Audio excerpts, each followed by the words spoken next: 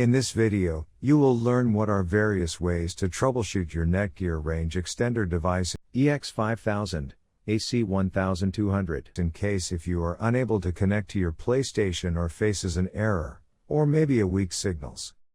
The first thing that you can do is try rebooting your Netgear Range Extender and your router. Second, if this does not solve the problem, then try factory resetting your Netgear Range Extender. Or set up your Netgear Range Extender again. The third thing that you can do is make sure that you are using the latest firmware version on your Netgear Range Extender.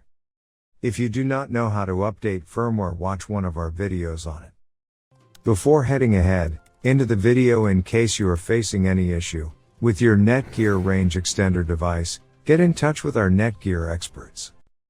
Thanks for watching our video, and do not forget to like, share, and comment on the video, so that you never miss any video from our channel.